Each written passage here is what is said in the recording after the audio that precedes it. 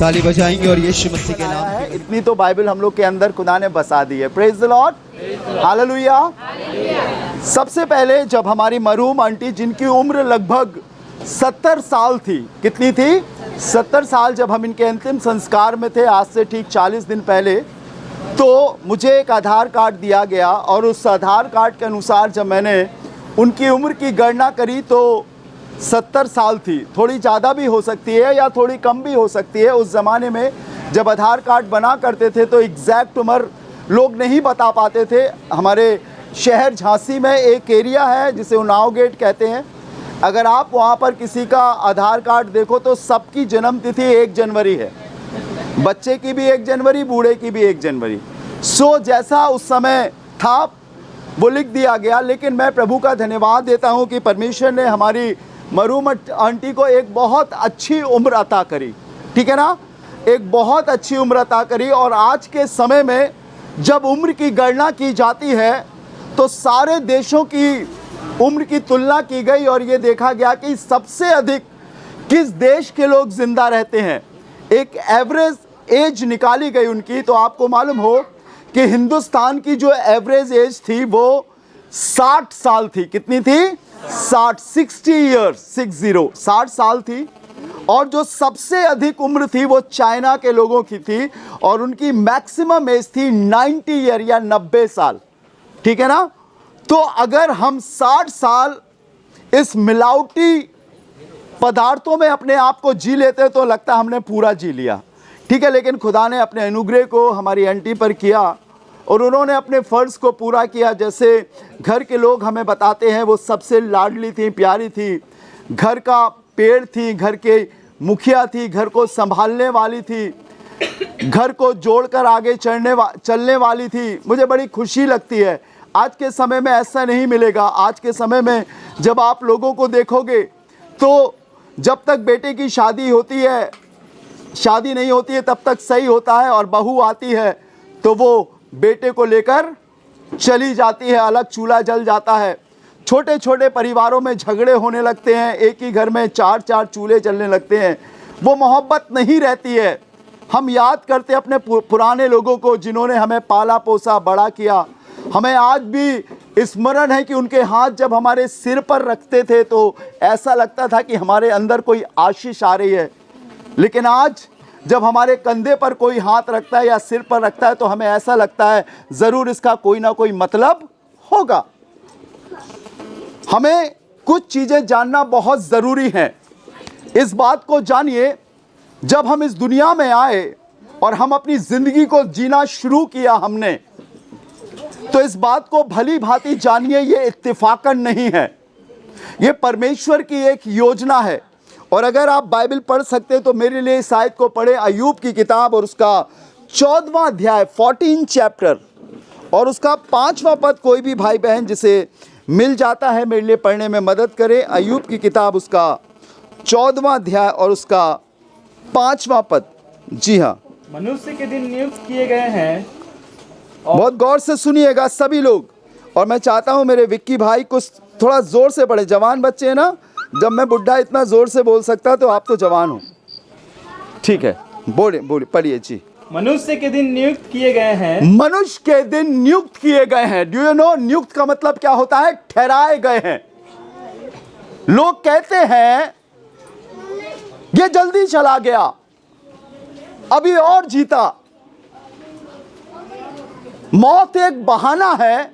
कोई एक्सीडेंट में जाता है, कोई अपनी उम्र जी कर जाता है, कोई जवानी में चला जाता है, कोई कोविड या किसी भी प्रकार की बीमारी में चला जाता है। लेकिन बाइबल किस बात को कहती है उस बात पर हम लोग ध्यान देंगे। जी हाँ, पढ़िए जोर से बेटा विक्की। मनुष्य के दिन नियुक्त किए गए हैं। मनुष्य के दिन क्या किए गए हैं? नियुक्त किए गए हैं। और उसके महीनों की गिनती तेरे पास लिखी है। और उसके महीनों की गिनती किसके पास? परमेश्वर के पास लिखी हुई है। जी हाँ, आगे। और तूने उसके लिए ऐसी सीमा बांधी है। और तूने उसके लिए एक ऐसी सीमा बांधी है जिसे वो पार नहीं कर सकता। समझ गए ना आप? शायद अब इस बात को भली भांति नहीं जानती। मेरी बाइबल इस बात को कहती है, जब हमारा जन्म भी नहीं हुआ था, हमारे माँ बाप का जन्म भी नहीं हुआ था, बाइबल में लिखा उसने सृष्टि से पहले हमें चुन लिया और हमें ठहराया है। आज के दिन के लिए खुदावंद ने ठहराया था कि पास्टर राजू आपके बीच में आएंगे, जो खुदा के कलाम को बताएंगे, और उस समय बहुत सारे लोग सुन रहे होंगे, लेकिन आपको मालूम है उसमें से कुछ ही लोग विश्वास करेंगे। परमेश्वर के पास प्रत्येक वो बातें जो हम जी रहे हैं सब कुछ लिखी हुई हैं, एक एक दिन, एक एक समय, और उससे यह भी मालूम है कि मनुष्य की मृत्यु कैसे होगी। लेकिन मालूम आपको सबसे फर्क बात क्या है? सबसे फर्क बात है कि परमेश्वर ने मनुष्य के मनों को स्वतंत्र कर रखा है, आजाद कर रखा है। आप इसी दिमाग से, इसी मन से कुछ भी सोच सकते हैं, या कुछ भी पॉजिटिव या नेगेटिव, नकारात्मक या सकारात्मक सोच को लेकर आगे बढ़ सकते हैं। हर उस पहलू में आप अपने डिसीजंस बदल सकते हैं, और परमेश्वर ने मन पर ताला नहीं लगाया। आप यहां बैठे हो, प्रेजेंस बॉडी, एब्सेंस माइंड। शरीर तो यहां है लेकिन दिमाग कुछ और सोच रहा है। पर इस बात को जानिए प्रभु के लोगों, मुझे और आपको यह समझना पड़ेगा, जो दिन खुदा ने मेरे और आपको दिए हैं ये बहुत कीमती हैं, और ये लौट कर नहीं आएंगे। एक बार मनुष्य पैदा होता है और उसके बाद बाइबल बताती है एक बार वो मरता है और उसके बाद उसका न्याय होता है। और जो सीमाएं उसने बांधी है हम उसे लांघ नहीं सकते। भजन संहिता 90 अध्याय बताता है, तुम्हारी जिंदगी के वर्ष 70 होंगे और चाहे बल के कारण 80 भी हो जाएं, लेकिन उसका अंत शोक और विलाप ही होगा। हां, मौत जिंदगी का अंत नहीं है, याद रखना। जैसे खुदावंद ने जिंदा इंसानों के लिए यह जमीन बनाई है, दुनिया बनाते समय उसने मृतक आत्माओं के लिए भी एक स्थान बनाया है, जिसे कहते हैं पैराडाइज या अधोलोक। क्या कहते हैं? अधोलोक। और अधोलोक कहां है मालूम है आपको? पृथ्वी के नीचे। कितने लोगों ने गुड फ्राइडे की आराधना अटेंड करी? हाथ उठाइए जरा, गुड फ्राइडे वाली। वेरी गुड, बहुत अच्छा। यीशु मसीह ने क्रूस पर कितनी वाणियां बोली थी? 7 वाणियां बोली थी। और 7वीं वाणी क्या थी मुझे बताइए, किसी को याद है? 7वीं वाणी क्या थी? हे पिता, मैं अपनी आत्मा तेरे हाथों में सौंपता हूं। और उसने सिर झुकाकर अपने प्राण त्याग दिए। वो मरने के बाद उसकी बॉडी को एक कब्र में रखा गया। लेकिन आपको मालूम है, बाइबल इस बात को बताती है कि उस समय वो पृथ्वी की निचले स्थानों में उतर गया, उन कैदी आत्माओं को प्रचार करने जो नूह के समय जल प्रलय में मरी थी। और उस समय जितने लोगों ने विश्वास किया वो अधोलोक के नरक लोक वाले सेक्टर से निकलकर स्वर्गलोक वाले सेक्टर में आ गए। आपको मालूम है, जब यीशु मसीह क्रूस पर थे तो उसने पहली वाणी क्या बोली? पहली वाणी क्या थी बताइए? मुझे लगता है बाइबल कोई नहीं पढ़ता है, चर्च टाइम पास करने जाते हैं, और फादर जी भी बस कहते हैं जय मसीह की, हाथ मिलाया, नमस्ते, अगली बार मिलेंगे। आपने चंदा दे दिया कि नहीं? लेकिन मैं वो पास्टर हूँ, याद रखिएगा, मुझे खुदा ने नियुक्त किया है। मैं तनख्वाह वाला पास्टर नहीं हूँ। गवर्नमेंट की ओर से मेरे पास लाइसेंस, और मैं सब भली भांति वो बातें बताना चाहता हूँ जो हम नहीं जानते हैं। हम अंधेरे में बहुत वर्षों तक नहीं जी सकते हैं, हमें आंखें खोलना पड़ेगा। पहली वाणी क्या थी यीशु मसीह की क्रूस पर जो उसने कही थी? फर्स्ट वर्ड, क्योंकि ये नहीं जानते कि क्या कर रहे हैं। सेकंड वाणी कि आज ही तू मेरे साथ स्वर्ग लोक में, सुमन भी भूल गई, यही बोलती है और हमेशा, आज ही तू मेरे साथ कहां होगा?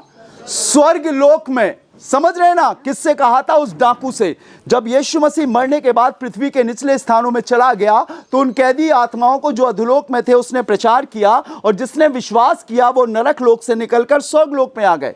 मृतक आत्माओं के लिए एक स्थान है। मत्ती रचित सुसमाचार 16वां अध्याय और उसका 19वां पद बताता है, अधोलोक में ताले लगे हैं, उसमें जाने का तो रास्ता है परंतु आने का रास्ता नहीं है। बाइबल बताती है, अगर आप पढ़े पहला थिस्सलुनीकियों उसका 4था अध्याय और उसके पहले पद से, सभी लोग बहुत गौर से सुनिएगा, अगर आप बाइबल लाए हैं और पढ़ सकते हैं मेरे लिए पढ़े। पहला थिस्सलुनीकियों 4था अध्याय 13वें पद से पढ़िएगा। हाँ, हे भाइयों, हाँ, हम नहीं चाहते कि तुम उनके विषय में जो सोते हैं अज्ञानी रहो। जो प्रभु में है वो मरते नहीं है, याद रखना। यीशु ने कहा यदि मैं जीवित हूं तो तुम भी जीवित रहोगे। दुनिया अगर सबसे अधिक डरती है तो किससे डरती है मालूम?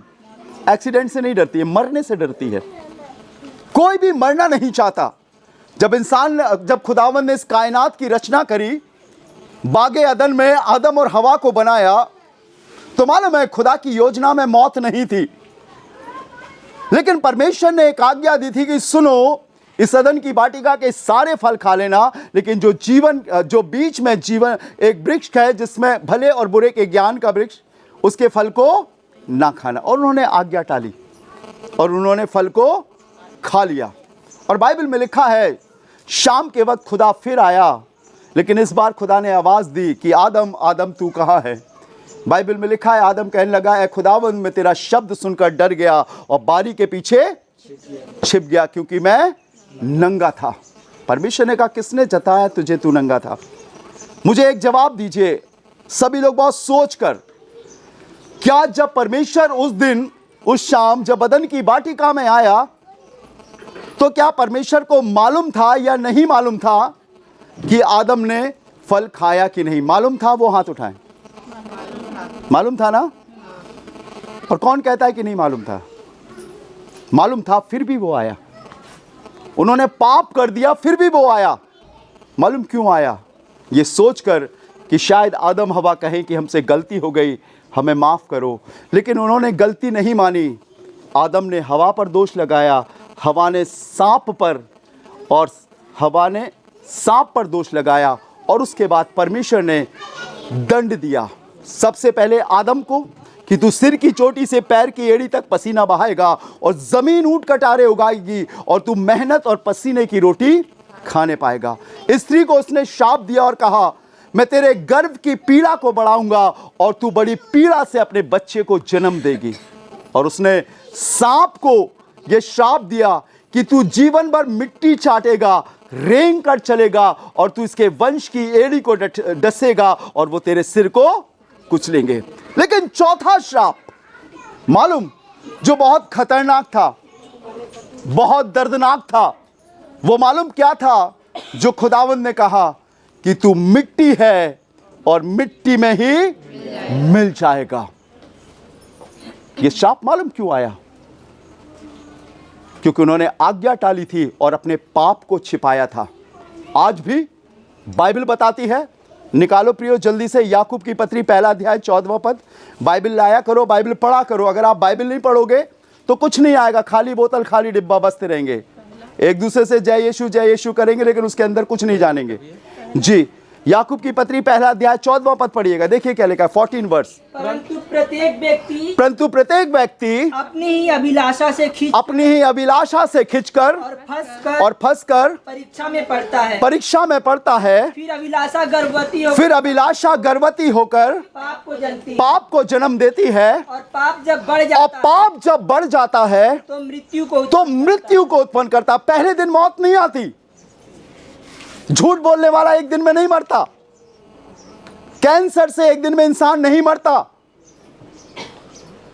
कातिल एक दिन में नहीं मरता, धीरे धीरे। आज झूठ बोला, कल झूठ को छिपाया, फिर तीसरी बार झूठ बोला, फिर गाली दी। क्या लिखा है? प्रत्येक मनुष्य अपनी ही अभिलाषा में खिंचकर और फंसकर परीक्षा में पड़ता है। और जब अभिलाषा, क्या लिखा? अभिलाषा गर्भवती होती है। जब पाप पड़ गया ना पेट में, वो धीरे धीरे बढ़ता है। अरे किसी ने नहीं देखा, अरे किसी ने नहीं बोला, अरे करते जाओ। एक दिन एक घर में मुझे एक शख्स ने बुलाया, उनके पास 5 साल का बेटा था, और मुझे फोन करके बोलते हैं पास्टर जी आप आइए, आपकी दुआ काम कर गई। मैंने कहा क्या हो गया भैया बताओ तो। वो मालूम क्या कहने लगे? वो मुझसे कहने लगे हमारा पप्पू बोलने लगा। मैंने कहा पप्पू बोलने लगा? 5 साल से वो लड़का नहीं बोल रहा था। मुझे बड़ी खुशी लगी। जब मैं उनके घर में गया तो उन्हें बहुत सारी मिठाइयाँ रखी थी, मेज़ पूरी सजा कर रखी थी। जब मैं वहाँ पर बैठा तो मैंने कहा बुलाओ पप्पू को। पप्पू आया मटक मटक के, बड़ी अच्छी तरीके से। बहुत खुशी से अपना हाथ मेरी तरफ बढ़ाया और मालूम उसने क्या बोला, चल छैया छैया छैया चल। मैंने बोला ये क्या बोल रहा है, ये तो क्रिश्चियन परिवार का बच्चा है। तब थोड़ी देर में एक फोन बजा, वो प्लास्टिक का फोन नहीं होता था, खोल देते उसमें कोई भी बटन दबा दो तो ये गाना बजता था, वो गाना वही पप्पू के कान पे लगाए थे और पप्पू वही रट गया और वही गाने लगा। वो खुदा के लोगों, पाप धीरे धीरे बढ़ता है, लिखा है गर्भवती होता। फिर आगे पढ़िएगा क्या लिखा है, अभिलाषा गर्भवती होती है और पाप को जलती है। अब आया पाप, एक दिन में नहीं। और आगे पढ़िएगा, पाप जब बढ़ जाता है तो पाप बढ़ता है, पाप बढ़ता है धीरे धीरे। समझ रहे ना? आप सोचो कि आप झूठ बोल लोगे आप बच जाओगे, नहीं, वो पाप अंदर है, दिल में है, वो बढ़ेगा बढ़ेगा। और जब पाप बढ़ जाता है तो अब आई मृत्यु। बहुत लास्ट है, बहुत अंतिम है मृत्यु। खुदा की योजना में अदन की वाटिका में मौत नहीं थी, लेकिन मनुष्यों ने खुदा की आज्ञा टालकर, अवहेलना करके, आज्ञा उल्लंघन करके मौत को चुना और नतीजा ये हुआ खुदा के लोगों कि मौत, बाइबल में रोमियो की किताब में लिखा है, मौत बीमारी के समान सब मनुष्यों में फैल गई। क्या कोई ऐसा यहां बैठा है, मुझे बताइए, जिसके परिवार में कभी मृत्यु ना आई हो? हाथ उठाए, कोई ना मरा हो? सब परिवार में। अरे छोड़िए, आप तो यीशु को जानने वाले लोग हो, आप निकल कर दुनिया में मुझे बताइए किसी जाति में कोई एक ऐसा परिवार जिसमें कभी कोई ना मरा हो? सब मरे हैं, क्योंकि हमारे आदि माता पिता ने पाप किया और उनके ब्लड से वो पाप सारे मनुष्यों में फैल गया। और इसीलिए यीशु मसीह को अपनी जान देनी पड़ी, उस श्राप से आजाद करने के लिए, उस पाप से छुड़ाने के लिए। खुदा के लोगों, हमें इस सच्चाई को झुठलाना नहीं है, लेकिन हमें इस सच्चाई को मानना पड़ेगा जो खुदा के कलाम में है। चारों तरफ लड़ाइयाँ चल रही है। इजराइल इराक को पूरा सत्यानाश कर डाला है। पहले उसने गाजा को सत्यानाश किया, फिर हमास को मार डाला, अब वो इराक को मार रहा है। मालूम, ये बातें खुदा के कलाम में लिखी है। अगर आप वचन नहीं पढ़ोगे आप नहीं जानने पाओगे वचन क्या बोल रहा है, वचन में क्या लिखा है। जब तक आप उस पर ध्यान नहीं दोगे, आप और अन्य जातियों के समान और मनुष्यों के समान तमाम बातें करते रहोगे। मैं एक बात आपके संग बांटना चाहता हूं, बताना चाहता हूं, थोड़ा सा सुनिएगा, बहुत इंपॉर्टेंट है। 4 बातें हैं और जल्दी से मैं आपके लिए दुआ करूंगा ताकि आप समझ सको, परमेश्वर की उन बातों को जान सको। मौत कहां से आई? आप समझ गए ना मौत कहां से आई? अदन की वाटिका में जब परमेश्वर ने आदम और हवा को श्राप दिया, वहां से मौत आई। आपको मालूम है मौत के बाद इंसान कहां जाते हैं? कहां जाते हैं इंसान मौत के बाद? बताइए। अभी मैंने बताया आपको कहां जाते हैं, अधोलोक में। कहां जाते हैं? अधोलोक या पैराडाइज में। थर्ड है, क्या मृत्यु जिंदगी का अंत है? नहीं, मौत जिंदगी का अंत नहीं है। याद रखना, आत्मा कभी नहीं मरती। आत्मा उस परमात्मा का अंश है। जब वो हमारे जीवन में दे सकता है तो उस आत्मा को मारने का और नष्ट करने का अधिकार भी उसी का है। फोर्थ बात, मौत के बाद क्या होगा? आपको मालूम है मौत के बाद क्या होगा? मौत के बाद हमारा न्याय होगा, हमारे उन कामों का जो हमने किया। शायद मानवीय दृष्टि से आप बहुत अच्छे हो, आपने अच्छा लालन पालन किया, आपने अच्छी लोगों की मदद करी, एक बहुत अच्छा नैतिकता के आधार पर आपने जीवन जिया, वेरी गुड। जीते जी तो लोगों की बड़ाई नहीं करते, लेकिन मरने के बाद बहुत बड़ाई करते, मैंने देखा। चर्च खाली पड़े हैं लेकिन कब्रिस्तान भरे पड़े हैं।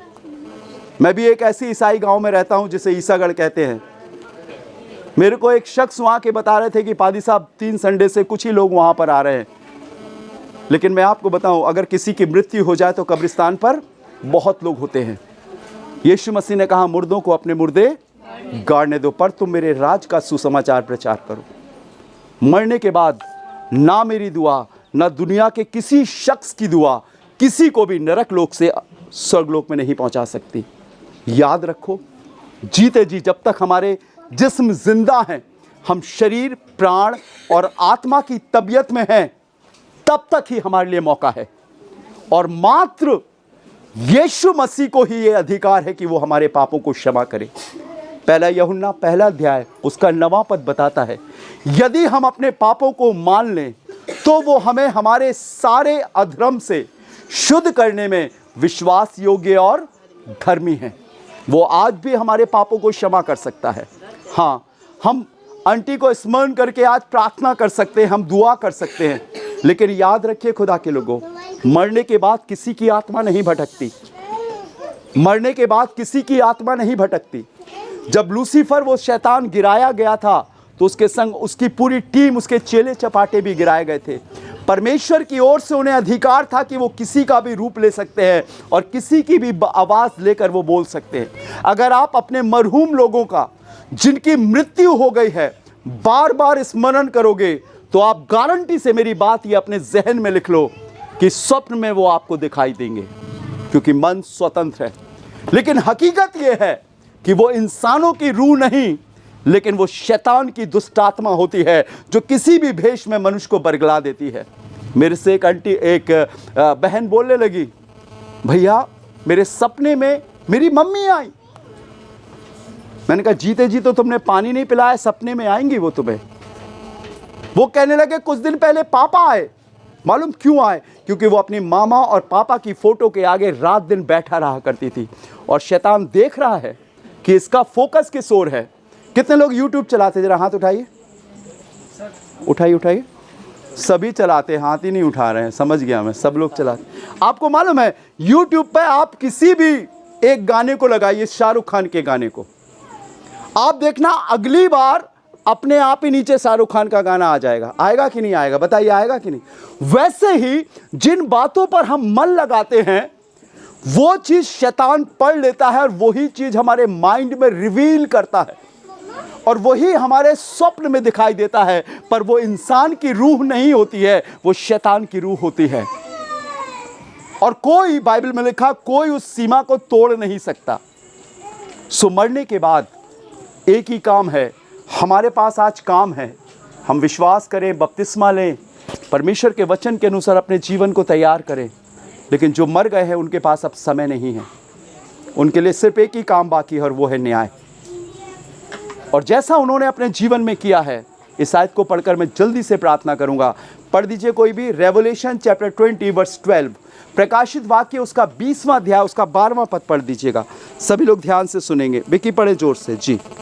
फिर मैंने छोटे बड़े मरे हुओं को सिंहासन के सामने खड़े हुए देखा। सुनिएगा, फिर मैंने छोटे बड़े सब मरे हुओं को परमेश्वर के सिंहासन के सामने खड़े देखा। सबको जिनकी मृत्यु हुई है, एक दिन उन्हें यीशु मसीह के सिंहासन के सामने खड़ा होना पड़ेगा। कोई भी नहीं बच सकता, राजा हो या रंग हो, अदना हो या आला हो, छोटा या बड़ा हो, स्त्री या पुरुष हो, सबको खड़ा होना पड़ेगा। मुझे भी खड़ा होना पड़ेगा, आपको भी खड़ा होना पड़ेगा।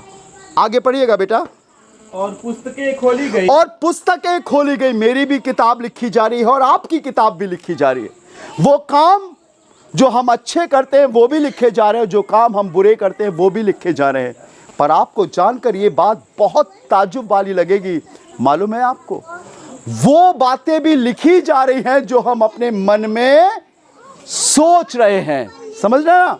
हाथ से नहीं करो, कोई बात नहीं। जो हम अपने मन में सोच रहे हैं वो बातें भी लिखी जा रही। आगे पढ़िएगा। और फिर एक और पुस्तक खोली गई। फिर एक और पुस्तक खोली गई। पहले हमारी किताब खोली गई, फिर एक और पुस्तक खोली गई, अर्थात जीवन की पुस्तक। ये जीवन की पुस्तक, ये उनके नाम उसमें होंगे जिन्होंने अपने पापों को मान लिया है, जिन्होंने यीशु मसीह के नाम से बपतिस्मा लिया है, जिन्होंने अपनी जीवन खुदा के कलाम के अनुसार चलाया। मैं कठोर बोलता हूँ, थोड़ा खड़ा बोलता हूँ, अगर लगे तो लगे, कोई बात नहीं, अगली बार मत बुलाना, लेकिन मैं सत्य बोलूँगा। खुदा के लोगों, हमारे जो काम है ना, बाइबल बताती है, वो मैले चिथड़ों के समान है। उद्धार का एक ही रास्ता है, जो मेरे लिए है वो आपके लिए है, वो दुनिया के हर एक शख्स के लिए, वो अलग नहीं है। यीशु ने कहा, मार्ग, सत्य और जीवन मैं ही हूं, और कोई नहीं है। मुझे ढूंढ कर बताइए, क्या कोई ऐसा है दुनिया में जिसने कहा हो मैं सत्य हूं? लोगों ने कहा हो तो कहा हो, लेकिन उसने अपने आप में सत्य नहीं बोला, सिर्फ मात्र यीशु मसीह ने कहा है। उस पुस्तक में जिसका नाम होगा, पढ़िएगा बेटा क्या लिखा, अर्थात जीवन की पुस्तक और जैसा उन पुस्तकों में लिखा हुआ था वैसे ही उनके कामों के अनुसार मरे हुओं का न्याय किया गया। आगे पढ़िएगा। समुद्र ने उन मरे हुओं को दे दिया और मृत्यु और अधोलोक ने उन मरे हुओं को जो उसमें थे दे दिया। आगे। और उनमें से हर एक के कामों के अनुसार उनका न्याय किया गया। उनके कामों के अनुसार उनका न्याय किया गया। आगे। मृत्यु और अधोलोक भी आग की झील में डाले गए। ये आग की झील तो दूसरी मृत्यु है। 15वां पद पढ़िए बेटा। और जिस किसी का नाम जीवन की पुस्तक में लिखा हुआ ना मिला वो आग की झील में डाला गया। मैं नहीं कहता, मैं तो आपको सतर्क करने के लिए प्रभु ने मुझे अपना दास बनाया है। और ये मेरा सौभाग्य है प्रियो कि मैं आपके बीच में आकर आज जिंदा खुदा का कलाम बता रहा हूं। कोई नहीं बताता। वो सिर्फ इतना बोलेंगे, आंटी आप बड़ी अच्छी लग रही हो, आंटी तुम्हें शांति मिले, आंटी आपको खुशी मिले, प्रभु आपको बरकत दे। मैं वो नहीं बोलता, मैं हकीकी शांति की बात बोलता हूं। ये जीवन तो एक ना एक दिन जाएगा, लेकिन इसके बाद जो जिंदगी शुरू होने वाली है, क्या हम उसमें दाखिला ले रहे हैं कि नहीं? क्या हमारा नाम जीवन की पुस्तक में लिखा है कि नहीं? और आपको जानकर इस बात का ताजुब लगेगा, मालूम है आपको, 1:38 पर वो जहाज में 142 लोग उड़े थे और सिर्फ 2 मिनट में 140 पर सब चले गए। एक के विषय में मैं पढ़ रहा था कि उसने लंदन में 15 करोड़ का घर बनाया था, 2 जुड़वा बेटे और एक बेटी उनके पास, और पेशे से डॉक्टर। कहां गई वो प्लानिंग, कहां गई वो योजनाएं? सब रखी की रखी रह गई। किसी मनुष्य को नहीं मालूम है कि उसकी जिंदगी का कब अंत होगा। बाइबल बताती है ऐसे जियो जैसे तुम्हारी जिंदगी का आखिरी दिन है। ये पाप से बचकर, अभिलाषाओं से बचकर, गंदे कामों से बचकर, बुरी संगति से बचकर, बुरी आदतों से बचकर। बाइबल में लिखा है गाली देने वाला गाली ना दे, दारू पीने वाला दारू ना पिए, झूठ बोलने वाला झूठ ना बोले, व्यभिचार करने वाला फिर व्यभिचार ना करे। बाइबल में लिखा है। कोई पादरी नहीं बोलेगा आपको, मैं बोलूंगा, क्योंकि मुझसे खुदा ने बोला है बोलने के लिए। और याद रखो, अगर आप आज वचन को अनसुना कर दोगे तो बाइबल में आखिरी पद क्या पढ़ा है आपने? लिखा है और जिस किसी का नाम जीवन की पुस्तक में लिखा हुआ ना मिला वो आग की झील में डाला जाएगा। आइए अपनी आंखों को बंद करेंगे, प्रार्थना करेंगे। राजाओं के राजा, प्रभु के प्रभु, मैं तेरा धन्यवाद देता हूं। तू ही एक ऐसा प्रभु है खुदाबंद जो जमीन पर जीते जी मोक्ष, मुक्ति, उद्धार या साल्वेशन का रास्ता निकालता है। लोग तो कहते हैं मरने के बाद मुक्ति मिलती है, लेकिन प्रभु तेरा वचन बताता है मुक्ति जीते जी मिलती है। मरने के बाद किताबों में नाम लिखा नहीं जाता, जमीन पर जीवित रहते हुए किताबों में नाम लिखा जाता है। प्रभु हम तेरे बेटे और बेटियां हैं। एक दिन हम भी अन्य जातियों के समान थे, हमें भी नहीं मालूम था प्रभु, और अपनी मन की रीतियों को पूरा करने के लिए जिंदगी जिए जा रहे थे। लेकिन प्रभु मैं धन्यवाद देता हूं तेरे उस सेवक का, मैं धन्यवाद देता हूं प्रभु तेरा, मैं धन्यवाद देता हूं तेरी पवित्र आत्मा का, मैं धन्यवाद देता हूं तेरे रेवोल्यूशन का जो तूने हम पर नाजिल किया, कि प्रभु हम बच गए, हम बच गए। खुदा हम तेरा धन्यवाद देते हैं। प्रभु यहाँ बैठे तेरे बेटे और बेटियों को तेरे हाथों में सौंपता हूं। उम्र की किसी भी दहलीज पर क्यों ना हो प्रभु, इन्हें याद दिला, स्मरण करा प्रभु की जो जिंदगी ये जी रहे हैं क्या वो सही है या गलत है। ऐ खुदावन इनके मन की आंखों को खोल प्रभु, संसार उसकी अभिलाषाओं से निकालकर एक पवित्र जीवन जीने की ताकत दे। अगर आप अनुग्रह करेंगे प्रभु तो मैं विश्वास करता हूं यहाँ से बहुत से लोग बचाए जाएंगे। ऐ खुदावन हम अपनी मरहूम आंटी के स्मरण के लिए प्रभु यहाँ पर है, लेकिन हकीकत तो ये है प्रभु वो अपनी जिम्मेदारियों को पूरा करके, अपने कामों को पूरा करके उस स्थान में चली गई जो तूने तैयार किया। प्रभु हम आपसे प्रार्थना करते हैं, इससे पहले कि हम पृथ्वी के निचले स्थानों में जाएं या आप बादलों पर हमें लेने आ जाए, हमारे जीवन को पवित्र बना प्रभु, पाक बना खुदा, हर एक गुनाहों से, हर एक पापों से, हर एक अभिलाषाओं से आज़ाद कर प्रभु। मैं प्रार्थना करता हूं प्रभु हर एक उस शख्स के लिए जिनके कानों में मेरी आवाज़ जारी है प्रभु, आप उनसे बातें करें और उनके संग बने रहें प्रभु, मदद करें प्रभु, इन्हें छोड़ ना दे खुदावन, ये नादान है प्रभु, ये ऐसी भेड़ों के समान है प्रभु जिनके पास कोई सिखाने वाला चरवाहा नहीं। प्रभु इन्होंने मन तो लगाया है, तैयारी तो करी है, लेकिन तेरे भेद, तेरे रहस्यों को किसी ने इन पर प्रकट नहीं किया। आज तेरे दास होने के नाते मैं हर एक के लिए प्रार्थना करता हूं प्रभु, तू सब पर अनुग्रह कर और इन्हें एक मौका दे कि इनकी जिंदगियां बच सके प्रभु। यीशु मसीह नासरी के नाम से मैं प्रार्थना करता हूं खुदावन, ये तेरी ओर मुड़े और एक सत्य जीवन को जीने वाले हो सके। खुदावन हमारे इस परिवार पर, घर पर, दीदी पर, भैया लोगों पर, बच्चों पर प्रभु तेरा आशीष का हाथ हो। मैं जानता हूं खुदावन जो कमीज घर में हो गई है उसे कोई इंसान कभी पूरा नहीं कर सकता, लेकिन तेरे वचन में लिखा है कि तू अनाथों का पिता और विधवाओं का परमेश्वर है और तुम्हें यरूशलेम में ही शांति मिलेगी। खुदावंद एक ऐसे भवन से इनको जोड़ जहां पर प्रभु इन्हें हकीकी शांति मिल सके, एक जीवन का रास्ता मिल सके प्रभु, ये आगे बढ़ सके।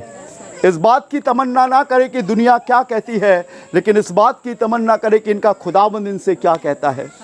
प्रभु मासूम और नादान बच्चों के संग होना प्रभु, इनके शारीरिक मानसिक विकास पर, इनकी पढ़ाई लिखाई पर, इस बदलते हुए मौसम में प्रभु तो इनकी हिफाजत करना, रक्षा करना और आगे ले चलना। प्रभु तेरे दास होने के नाते मेरी दुआ है प्रभु जी, हर एक को संभालना। जब हम इनसे मिलते हैं प्रभु तो हम इनसे आशीष की बात कहने पाएं और तुझ में आगे बढ़ाने वाले हो सके। हम सभी कुछ आपके हाथों में सौंपते हैं, सारा आदर सारी महिमा आपको देते हैं और खुदावंद यीशु मसीह के नाम से मांगते हैं, आमीन। और अब हमारे खुदावंद यीशु मसीह का फजल, खुदा बाप की मोहब्बत और पाक रूह की रिफाकत और शराकत हमें से हर एक के संग, हमारे इस शोकाकुल परिवार के संग अब से लेकर हमेशा तक होती रहे, आमीन। Praise the Lord.